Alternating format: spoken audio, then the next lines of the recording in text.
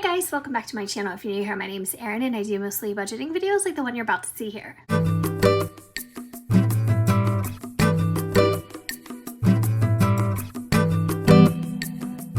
First things first, I want to apologize because somebody did point out in the comments that my videos are too close to the page. So I just wanted to say that I'm going to try to be more mindful of that. But if you see that it's not, in focus, or if it's just too close or anything like that, just make sure you tell me. Because for me, it looks good, but I'm on the other side of things. So we are going to pick up where we left off, and this was the last paycheck breakdown we had. I'm going to try and zoom in just a little bit just so you can see better. Maybe tweak this angle a bit. But this was from the first, and this is my husband's retirement. So that money has all been accounted for. So we are ready to move on to the next pay in our month. And that is my first paycheck. So we're going to do a breakdown of that. And as you can see, I'm using the colorful ombre paycheck worksheets right now. And in August, if you didn't see my video, I released the budget kit for August. And it is very kind of like melon inspired. So this is the cover, and as you can see, everything is kind of like that watermelon theme, color, everything. So that's what August is looking like. If you haven't already, clicked on it so you can download, make sure you do. There's some other worksheets in here that weren't in here before, and some things have changed up a little bit, and especially the layout of my budget sheet. So I've taken all of your feedback into consideration and also tweaked my paycheck budget breakdown sheets and the monthly budget planner sheets. So I have tried to incorporate all of your suggestions. I don't know why that doesn't sound right. Suggestions and edits into that. Before we get into this, how cute are these? These are in my Amazon storefront if you are interested, but they are sticky notes. And I don't think they were very expensive. You got 2 packs. These are so cute and they are so useful because if you're somebody who uses the cash envelope system, then you can literally take off one of these. And it's literally, I don't want to waste it, but it's literally like a little Post-it. And you can break down all the different cash denominations and bills that you want. And then put a grand total at the bottom, which is so nice. I mean, this is obviously not rocket science. And I think we've all made these on our own at one point or another. But it's so nice to have this, ready to go. So these are on my Amazon storefront. And also these, I wanted to open this with you. This is a hologram cash envelope, kind of like oh my, okay, it's sticky. Hold on. Okay. This is kind of like the envelope you might take with you to the bank when you make your withdrawals. Then you can put all your cash into one place and set it up for yourself so you can do your stuffing when you get home. And I thought the hologram was really nice, but you can open this from this end, this end, this end. I think these are so nice. It came in a pack of 4, so you got 2 clear and you got 2 hologram. And I was like, you know what, that's such a good idea, because the last one, I've had the one that I've had for years.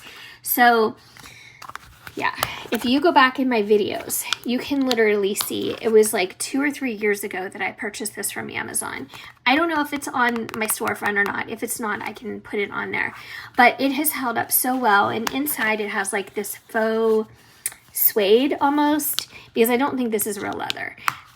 But this is what I take usually to the bank with me. So I know when I come back home that this is the money that I need to pull from for my cash envelopes when I'm organizing that. But anyways, I have had this since I started cash envelope stuffing years ago. But I thought this is fun, switch it up a little bit. So these weren't very expensive either. So that's that. All right, so let's get back into it. All right, we're 4 minutes and 30 seconds in this video. I haven't said a thing about my paycheck.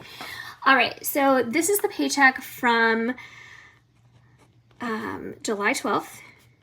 So I'm putting the date, and then I'm going to put what it is. So this is my pay, number 1. I do get paid bi-weekly. Oops. Okay, my pay number 1. Let me instantly write number 2. Let me get my white out.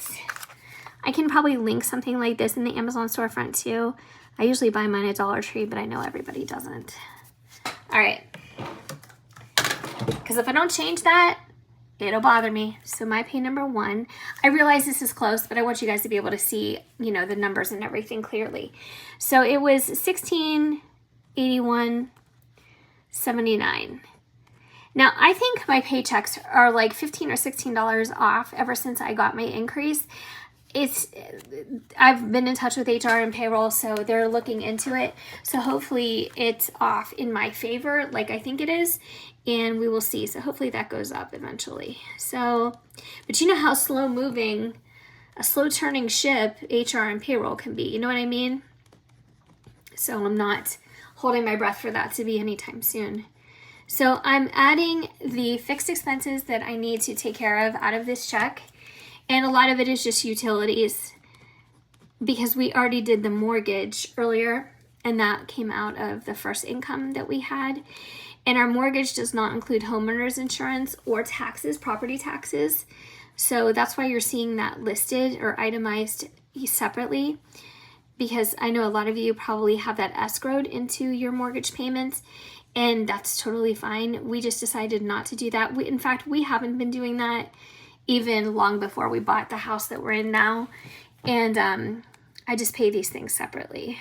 And then say I ever want to change our insurance company, it's not so much of like a rigmarole to do that and then to notify the bank, and then the bank has to look at your escrow and they might end up giving you a refund or saying, you know, whatever. It's just so many steps. Everything is so complicated. You know what I mean? So I'm writing down the totals of the bills, because some of these bills I do get a statement like really early the month before, because they're due very soon or at the beginning of the next month. So we're paying for July. Some of these are very standard numbers and they don't change either. So sorry, what does change is the variable expenses that we have. So those are real time. So when I write down groceries, it is for like current. It's not for August. So our variables we always take out in real time. And it's going to include the usual suspects every week, which is groceries, dog food, and gas. And then I always have a few, you know, not always a lot, but I always have a few extras that I need to account for because, you know, life happens and you need to cover your expenses. So recently, our little Stella, she's a pug. She's going to be 13 next month. She has been having a lot of problems. So she's on a low protein diet. So we do give her chicken, but we also measure it out, and we're pretty careful now. But she's on a low protein diet for her kidneys, and also she's been having some really, really severe arthritis and like orthopedic issues with her legs and her back.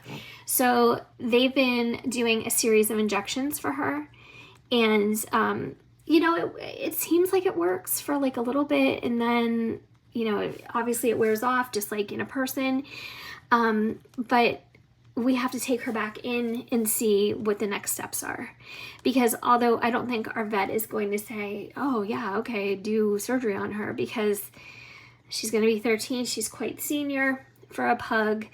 And also, you know, it's a lot, you know, just the recuperation, just the trauma of having this kind of surgery and everything. It's just a lot.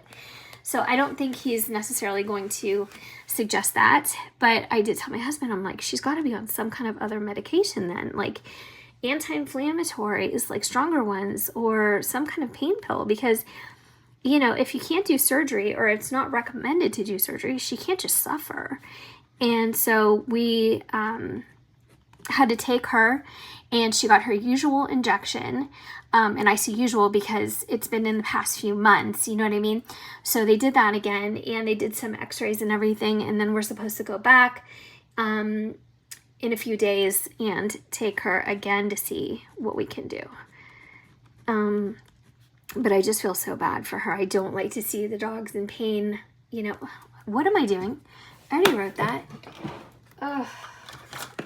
That's what I get. I'm not paying attention to my categories. But yeah. So we'll do whatever we have to do because she's worth it. And we have applied for a couple adoptions. And I guess we have not been chosen. And it's disappointing because I feel like Stella needs a little friend, you know? And we also are looking forward to adopting another dog, but, you know, it's just hard. You would think it would be easier to rescue, but it's really not, at least not in our area. All right, so let's see. I'm writing all the totals in. I almost have these memorized because they don't change. Netflix changes once in a while, like they'll raise it, and this is just under $15. It's like 14 something, but I don't really get into the nitty gritty of pennies. I just round up because for this it's easier. And then this is $96.99. I'm just gonna write total here. Now, I don't have total written at the bottom of all these categories because I figure I might, or you might end up needing that row to write an item in. So if you don't need it, you can always write total, or you can kind of squeeze it in the margins. But you really don't need it anyway because you have your receipt down here. So it's really up to you. It's, you know, whatever works for you. I need a cough drop. 1 second. All right, sorry about that. All I have, I think, are like the Ricola, and I don't love those when I have a true cough, but it's just allergies. Like, we have some really big trees in our yard that I'm not used to, and trees and grass are my absolute worst allergies. And this tree, or all the trees in our yard, have like a layer of mossy pollen, I guess, all over them. And I've never had such bad allergies. It's just crazy. So I added up all my variables. I guess I could write total down here because at this point, I don't need this row for an item. So I'm going to write down 612. And I'll bring that over to the receipt area too. I don't know. Is it just me? This is a really weird thing, and it's off topic for sure. But whenever I have like a cough drop, I feel like weirdly soothed, and I'm not talking about my throat.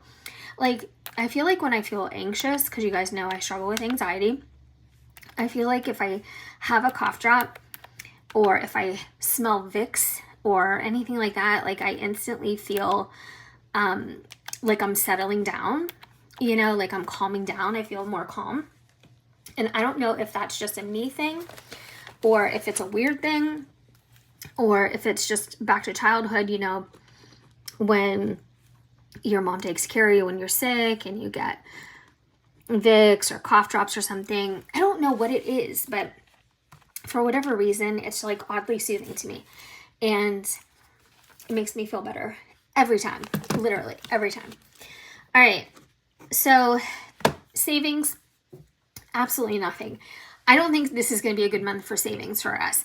I just have a feeling it's the way things are going. It's things that I'm anticipating as far as expenses. So I don't think so. But that's okay because, you know, savings is a high priority, but higher priority is paying bills and covering expenses so I don't have to use credit cards. So even when I say don't use credit cards, you know, sometimes I use credit cards and I list a line item in here because I have to pay it off because I used it already. But what I mean is not using credit cards to carry a balance. So that's kind of what I'm talking about. But I'm putting all my totals down here in the receipt section, which is so handy. I love it. I've been having a receipt section to my budget layouts since I started drawing these by hand. So if you go back, if you're new to my channel and you weren't with me in like 2019, maybe even 18, 2020, you know, things like that, you can see that I used to hand draw all these things, and it's a lot different than now.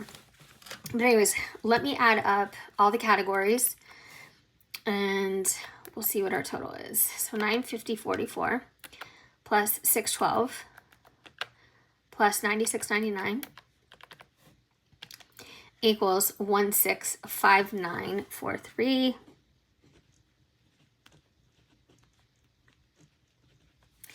And then minus 1681.79, I have 2236 left over. So I'm just gonna write that down here. I was just gonna tell you guys something else. What was it? I don't know. Okay, so that is how my check is breaking down. And if you're wondering like how I get so close between our variable expenses and our fixed expenses, how do I get so close to the total that's due? It's totally intentional. So in the beginning of the month, when I'm thinking about how the month is going to fall entirely, even though if we go back here, let me show you, because this is a point and it might answer questions for somebody. So even if we go back here to the monthly budget planner layout, you can see that I don't add my pennies before I have them. I don't count pennies before I have them, whatever you want to call it. So the only totals, the only amounts that I could plug in here are ones that I've already received. That is true. But on scrapbook paper, you know, like on the side or in a notebook, whatever, when I'm thinking about my month, I kind of guesstimate. You know what I mean? And the only thing that I'm usually off on is commissions. So I lowball it. Like I'll say, you know, maybe it's going to be $400 or $500. And that's how I configure our budget. And then I think about the weeks and how they're going to be. And then I try to organize my expenses according to how much money we're bringing in that particular week. So sometimes it works out that way and sometimes it doesn't. But I think about it ahead of time, even though I don't technically count it until it happens. So that's how I get so close, because here I can really budget almost to the penny because I pretty much know how much my check is going to be. It doesn't really change that much, you know, payday to payday. So I can really pinpoint and plan like how many utilities can I get out of this, because I already know a certain amount of my variable expenses are coming out too. Now for these variable expenses, I also have a date range, and I've been doing that because sometimes I don't need, you know, all this stuff or all this amount for the particular week that I'm in. So this is for July 12th through the 18th. So that's what this money is going to cover. And by that, I mean these first three items: groceries, dog food, and gas. So if you're wondering like, hey, you know, I don't know, you're going to get paid again very soon. It's going to be your husband's commission, but are you going to take out another $175, $30, and $100, even though it's just a couple days later? No. I'm going to take out a certain amount, but it's also going to be assigned a date range. So I keep that money aside. So when I do my cash envelopes and stuff, I know and I can predict and I can refer back to this on what money is for what time period. Now these other things, these are immediate. So it's going to be like this week I'm going to pay off what I have to, but it's going to be much more like in current time. But yeah, this is my breakdown, and I hope that it was detailed enough that it all makes sense. And that's what that's what I try to do. I try to have these lengthy explanations so I can kind of like, you know, beat the questions before they happen in the comments, because I know I would have questions like that. So anything that's like, you know, circulating in my mind, and I would think, you know, if I was watching somebody else, I try to, you know, get ahead of it a little bit and tell you guys everything that's happening. So that's it. Thanks so much. I can't wait to use these. I need to go get my cash. So I'm going to be using this like instantly. I'm very excited about this. That way I don't have to use a Post-it and have it be confusing to somebody. I mean, there's really nothing to be confusing here. But these are so cute, and I just love that they're Post-its. Oh my God. All right, thanks so much for watching, guys. I hope you enjoyed this video. I hope you guys are all doing well. And of course, I hope I can see you guys next time.